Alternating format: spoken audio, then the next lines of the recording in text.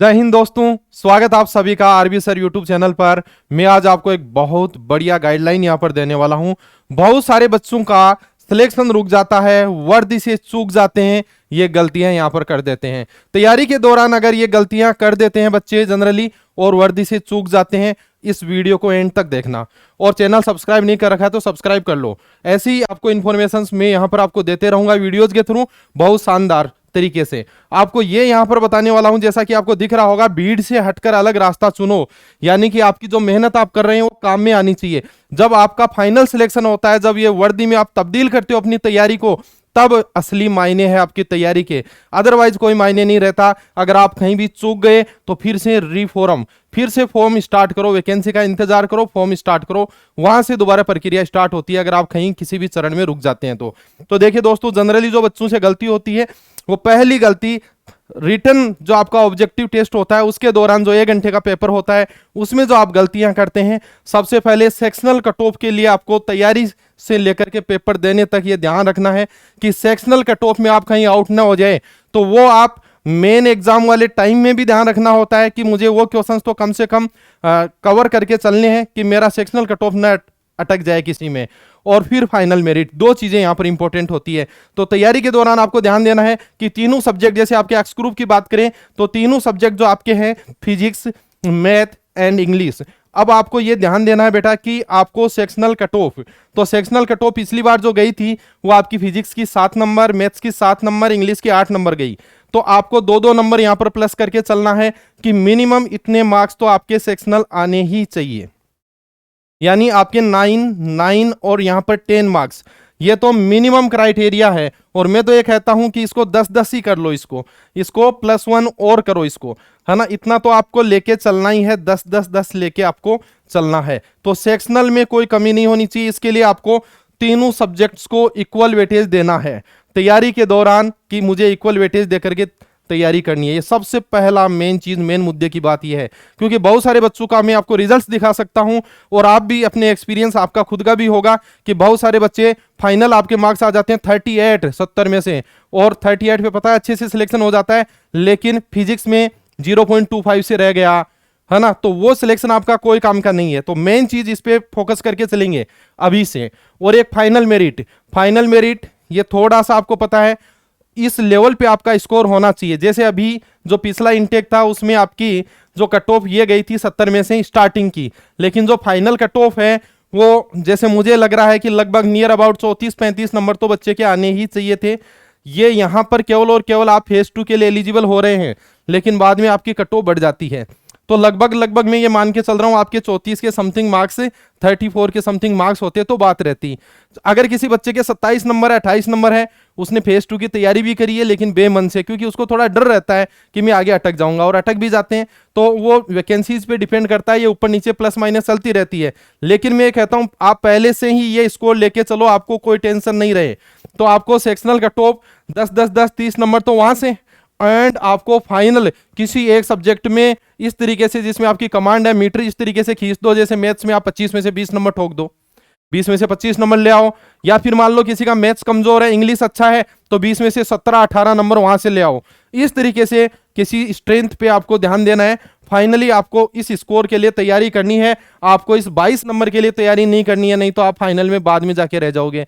आपको फेज 2 की जब तैयारी के दौरान थोड़ा कॉन्फिडेंस आपका लूज रहता है कि यार 30 नंबर है, 31 नंबर है, क्या पता फाइनल में आएगा कि नहीं आएगा, हो सकता है आ भी जाए, मेरिट कम जाए, वैकेंसी ज्यादा हो तो। लेकिन आपको ये पहले ही ध्यान रखना है कि आपको इंडिविजुअल 10-10-10 30 नंबर और टोटल 40 नंबर इतने लाने ही लाने हैं। मजा तभी आएगा तैयारी करने का, और ये आ जाएंगे अगर आप अच्छे से प्रैक्टिस करेंगे। अब सर आपने बता तो दिया, लेकिन वो नंबर आए कैसे? बहुत सारे बच्चों के वो नंबर नहीं आने के जो रीजंस है, जो गलतियां बच्चे करते हैं, वो मैं बता देता हूं। फर्स्ट टाइप, आप जैसे तैयारी कर रहे हैं, concept one time only from teacher, ये जो मैंने किया है, इस बात को अच्छे से ध्यान दो। आपको एक बार किसी भी टीचर से एक बार पढ़ लेना है। कोई भी सब्जेक्ट आपके जो टीचर है, फिजिक्स, मैथ्स, इंग्लिश, आपने उनसे पढ़ लिया, कॉन्सेप्ट पढ़ लिया उनसे। जैसे मान लो मेरे 1 शॉट आते हैं, आपने मैथ्स के कॉन्सेप्ट पढ़ लिया, 1 शॉट एक बार पढ़ लिया, शुरू से लेके एंड तक पूरी क्लास ले ली, चलो आपका काम खत्म, इस चैप्टर्स खत्म। लेकिन उसके बाद बार बार आप उन कॉन्सेप्ट्स को पढ़ते रहते हो, बच्चा ये कहता हूं प्रैक्टिस करो, ज्यादा से ज्यादा क्वेश्चन करो, एक बार कॉन्सेप्ट पढ़ के साइड में करो कॉन्सेप्ट को। फिर आपको क्या करना है, कॉन्सेप्ट पढ़ लिया, उसके बाद टीचर से दोबारा नहीं पढ़ना, सेल्फ तो पढ़ सकते हैं आप, टीचर से नहीं पढ़ना। फिर आपको रिवीजन करना है तो अपने नोट से, अपनी नोटबुक से, आपकी एनसीईआरटी से, आपकी बुक से आप कॉन्सेप्ट को फिर से पढ़ना चाहते हैं, पढ़ो, कोई दिक्कत नहीं, लेकिन सेल्फ पढ़ो। टीचर से पढ़ोगे आपको लग रहा है आ रहा है, आ रहा है, वो समझ में भी आ रहा है, आ रहा है, लेकिन उसका आउटपुट नहीं निकलेगा। वो जो आपको स्कोर 40 प्लस करना है ना, 40 नंबर 70 में से लाना है, उसके लिए कॉन्सेप्ट अच्छे से पढ़ो, लेकिन वन टाइम ही पढ़ो टीचर से। दूसरी बार बार बार उन क्लासेज को, टीचर्स की क्लासेज को बार बार पढ़ने की बजाय सेल्फ पढ़ो। अगली बात, अगला बिंदु, प्रैक्टिस मेनी टाइम्स, लेकिन प्रैक्टिस बार बार कर सकते हो आप। जितने ज्यादा क्वेश्चन करोगे, भले टीचर से करो, अलग अलग क्वेश्चंस या बार बार क्वेश्चंस, जितने ज्यादा क्वेश्चन करोगे वो कॉन्सेप्ट ऑटोमेटिकली आपके रिपीट हो जाएंगे। तो कॉन्सेप्ट ऑटो रिपीट हो जाएंगे, हम कह सकते हैं ये ऑटो रिपीट हो गए, अपने आप से रिपीट हो गए, क्योंकि आपने बार बार क्वेश्चन किया, उनमें कॉन्सेप्ट लग रहे हैं, वो बिल्कुल आपके तैयार हो गए। और आप किसी भी बुक से या जो भी आपको अच्छा कंटेंट जो भी है, आप अपने क्वेश्चंस को बार बार क्वेश्चंस करें, practice many many times questions करें।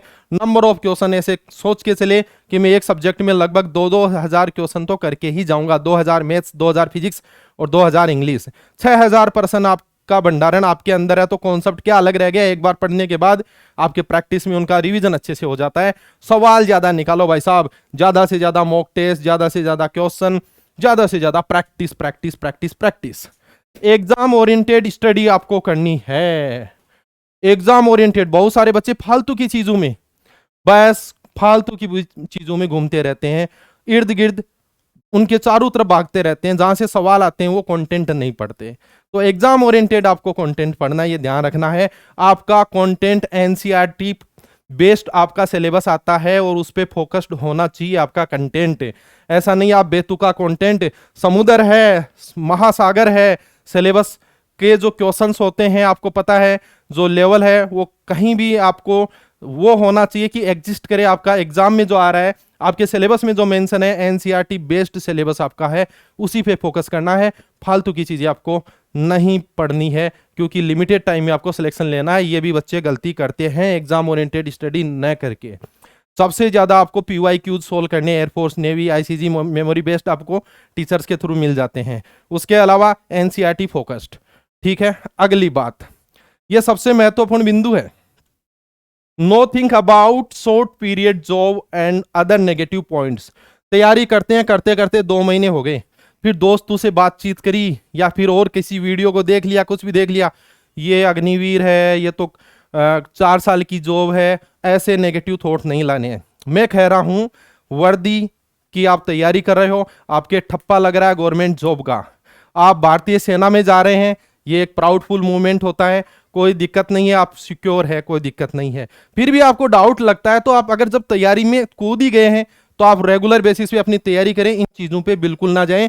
आप इतना मान लेना आप सिक्योर है, आपकी लाइफ सिक्योर है, कोई टेंशन वाली बात नहीं है। और अगर आपको लगता था तो आप आईएएस की कर लेते ना, और अब कर लो, कौन मना कर रहा है, आईएएस बन जाओ भाई, वो पूरा शॉर्ट पीरियड नहीं है, वो कंप्लीट अच्छी कितनी बड़ी जॉब है।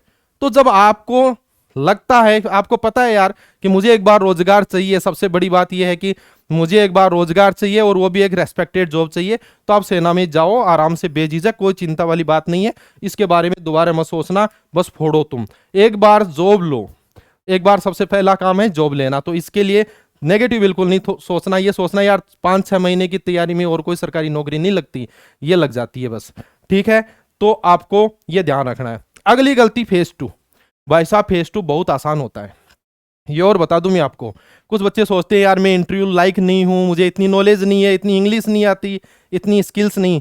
जब आप फेज 2 दे करके आए उन बच्चों से मिलोगे, आपको पता चलेगा फेज 2 बहुत नॉर्मल है, बहुत नॉर्मल है। हालांकि आप मेडिकल अनफिट है तो सेना आपको नहीं लेगी, तब तो निकाल देगी, लेकिन आप मेडिकली फिट है और आप मेंटली फिट है अच्छे से, आपको पीएफटी फिजिकल फिट है आप, तो आपको आराम से जॉब मिल जाएगी, फेज 2 आपका पास हो जाएगा। कोई चैलेंज नहीं आता, बहुत सिंपल होता है फेज 2। जीडी बहुत सिंपल होता है।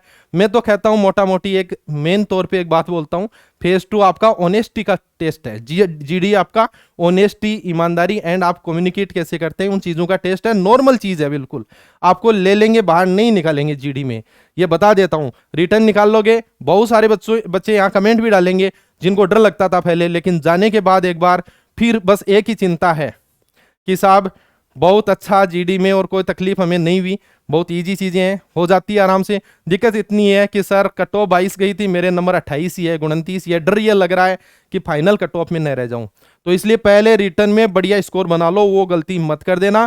फेज 2 आसान है, अगर आप मेडिकली फिट है, फिजिकली फिट है, आपको कोई चैलेंज नहीं आने वाला, आप ऑनेस्ट है, आप अच्छे से बोल सकते हैं, कर सकते हैं, जवाब दे सकते हैं, आप आराम से पास हो जाओगे। पॉजिटिव रहो आप। फॉर्म अप्लाई, ये क्या बिंदु देखो, ये सभी फॉर्म अप्लाई करने आपको, जितने भी डिफेंस की तैयारी करें, डिफेंस सेगमेंट के, NDA, air force, navy, ICG, BSF, RORM, जो भी जिस भी आप क्राइटेरिया में आ रहे हैं, यहां तक कि army technical, GD, clerk, means जितने भी फॉर्म आते हैं सभी अप्लाई करने हैं। बहुत सारे बच्चे ये गलतियां कर देते हैं, जैसे मेरे पास में बहुत सारे बच्चों के एग्जाम्पल है कि सर मेरे अभी ये स्कोर था, अब वो पूछते हैं कि सर मैंने ये गलती कर दी, सर मैंने फॉर्म नहीं डाला नेक्स्ट इनटेक का, फेज 2 में वो सोच रहा है कि मैं फेज 2 में पास होऊंगा कि नहीं होऊंगा। पहले सोच रहा था, बाद में पता चला अरे पास हो गया मैं तो सब कुछ, क्यों नहीं होगा यार, क्या कमी है तुम्हारे अंदर, हो जाओगे। फिर फॉर्म नहीं डाला, अब अक्टूबर में एग्जाम हो रखा है, फॉर्म डाल रखा होता तो कोई चिंता नहीं थी ना। तो आपको ऐसी गलतियां नहीं करनी है। जब तक आप सरकारी नौकरी ज्वाइन नहीं कर लेते उस डेट तक आपको फॉर्म डालने हैं। डालने किसके हैं? आप डिफेंस की तैयारी करें, डिफेंस के डालने हैं, डिफेंस सेगमेंट के सारे फॉर्म डालो, क्योंकि लगभग सिलेबस सब में सेम रहता है, आप कहीं ना कहीं आप लग जाओगे। एयरफोर्स में नहीं तो नेवी में, नेवी में नहीं तो आईसीजी में, तो कहीं ना कहीं ये बहुत बड़ा सफर होता है। तो फॉर्म डाल के ऑलरेडी रखना, एक भी फॉर्म मिस मत करना। आपको मुझे लगता है ये बातें, इन गलतियों का जो दूसरे बच्चों ने की है उन पे आपको ध्यान रखना, वो गलतियां आपको नहीं करनी, पॉजिटिव रह के तैयारी करनी है। और तैयारी कहाँ से करें? मैथ्स का जिम्मा मेरा है। आपको exam oriented content daily basis पे बेहतरीन लेवल पे 25 क्वेश्चन यहाँ पे मैं करवाता हूँ। 25 क्वेश्चन डेली बेसिस पे आपको करवाता हूँ। ये क्लास शाम को 6 बजे होती है। रेगुलर बेसिस में मैथ्स आप मेरे से पढ़ सकते हैं, एंड आपको टॉपिक वाइज भी मैं करवाता हूँ। एक क्लास में पूरा क्लास कर देता हूँ। जैसे समाकलन की आपकी जो इस संडे को 25 तारीख को 4 बजे मैराथन होने वाली है, यानी आपने 4 घंटे तक समाकलन पढ़ लिया, उसके बाद में आपको उसके क्वेश्चन ही करने हैं। इस 4 घंटे में भी आपको क्वेश्चन करवाए जाएंगे, कॉन्सेप्ट प्लस प्रैक्टिस। बहुत ही बेहतरीन लेवल पे आपका टाइम बचेगा, हर चीज आपको एग्जाम ओरिएंटेड बेहतरीन मिलेगी। आप सब्सक्राइब कर लीजिए इस चैनल को, ज्वाइन करके रखो, सब्सक्राइब करके रखो। आपको फ्री ऑफ कॉस्ट ये जो क्लासेज मिलती है रेगुलर बेसिस पे जबरदस्त तरीके से, ऐसी और इन्फॉर्मेशन आपको डिफेंस एग्जामिनेशंस के रिगार्डिंग मिलती रहेगी। और आपको कैसी लगी जानकारी कमेंट जरूर करना दोस्तों। ओके, बाय बाय, जय हिंद।